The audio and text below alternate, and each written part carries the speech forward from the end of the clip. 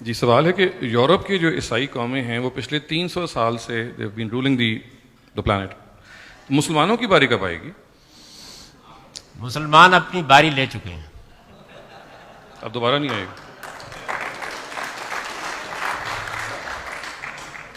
یہ میں محض تفنن طبع کے طور پر نہیں کہہ رہا. قرآن مجید کہتا ہے تلک الایام نداولها بین الناس، ہم اس دنیا کے اقتدار کو اسی طرح ایک لائن میں ایک کے بعد دوسری قوم کو دے رہے ہیں، اور یہ ایام اسی طرح الٹتے پلٹتے رہتے ہیں. بلکہ مزید یہ کہتا ہے کہ دنیا کی قوموں کو ایک لائن میں رکھ کر ہم ایک کے بعد دوسری قوم کو اس اسٹیج پر لا رہے ہیں. تو یہ اب آخری زمانہ ہے جس کے بارے میں قرآن نے بتایا ہے کہ اس میں حضرت نوح کے تیسرے بیٹے یافس کی اولاد کے پاس حکمرانی ہوگی. یعنی پہلا دور وہ ہے جس میں ان کے بیٹے حام کی نسلوں کے پاس دنیا کی حکومت رہی ہے، یہ افریقی اقوام ہے. دوسرا دور وہ ہے جس میں ان کے دوسرے بیٹے سام کی سیمیٹک نیشنز جو ہیں ان کے پاس اقتدار رہا ہے. اور اب یہ یافس کی اولاد ہے جو امریکہ میں، آسٹریلیا میں، یورپ میں، وسط ایشیا میں اور اسی طرح ہندوستان میں بھی بڑی حد تک آباد ہے. تو اللہ تعالیٰ نے اب اپنے اسٹیج پر ان کو موقع دے رکھا ہوا ہے. تو مسلمان قومیں اپنا وقت لے چکی ہیں. یہ ہے آپ کے سوال کے ایک حصے کا جواب. دوسرے یہ کہ مسلمان سے ہٹ کے اسلام کو ذرا زیر بحث لائیں تو اسلام تو کسی قوم کا مذہب نہیں ہے. تو آپ کے اندر جذبہ یہ نہیں پیدا ہونا چاہیے کہ وہ پٹی ہوئی مسلمان قومیں دوبارہ اقتدار حاصل کر لیں. پوری طاقت سے اٹھیے اور جن کے حق میں اقتدار کا فیصلہ ہو چکا ہے ان کو مشرف میں اسلام کریں، ان تک خدا کا پیغام پہنچائیں. اسلام کسی قوم کا نام نہیں ہے، وہ ایک میسج ہے، ایک پیغام ہے، ایک عالمگیر صداقت ہے. تو آپ اٹھ کے جائیں اور اپنا پیغام ان لوگوں کے پاس پہنچائیں جن کے حق میں اقتدار کا فیصلہ ہو چکا ہے. یہ بالکل ایسی ہی بات ہے. آپ شاید اس سے حظ اندوز ہوں.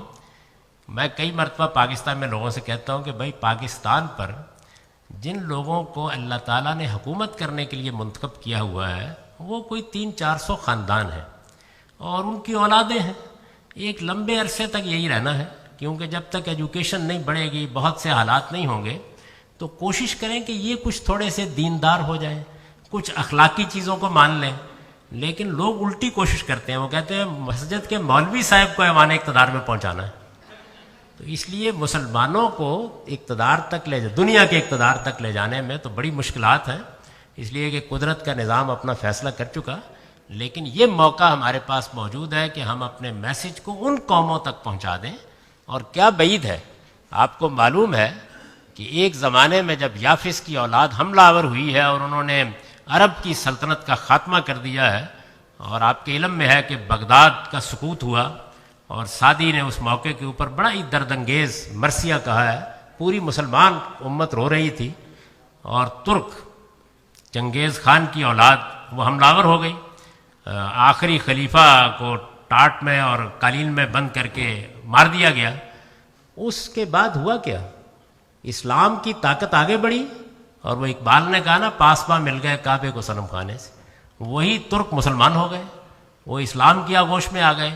اور یہ جس کو آپ سلطنت عثمانیہ کہتے ہیں یہ وجود میں آئی اور 500 سال تک مسلمانوں کی حکومت رہی.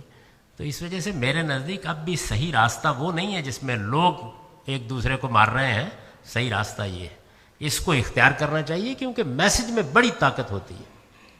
لیکن سر ہمیں تو یہ بتایا جا رہا ہے کہ وہ امام مہدی صاحب نے آنا ہے، حضرت عیسیٰ نے آنا ہے، وہ ہمیں دوبارہ سے ریوائیو کریں گے اور اینڈ آف ٹائم میں مسلمانوں کا غلبہ ہوگا. یہ تو آپ نے بڑی ڈسکریجنگ قسم کی. تو اگر آپ کے خیال میں ان سب نے آنا ہے اور آ کے یہ کام کرنا ہے تو پھر تشویش کی کیا بات ہے؟ آ نہیں رہے نا جی، ابھی تک آ نہیں رہے. پھر اطمینان کے ساتھ سوتے.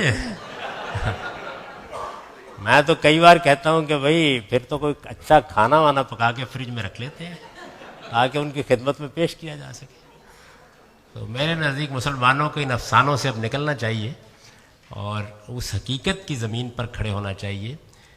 جو اس وقت مسلمان قومیں ہیں ان کے لیے صحیح لائے عمل یہ نہیں ہے کہ وہ عالمی اقتدار کا خواب دیکھیں. ان کے لیے پہلا کام یہ ہے کہ وہ اپنی قوموں کی جہالت دور کریں، ان کے اندر سچا علم پھیلائیں.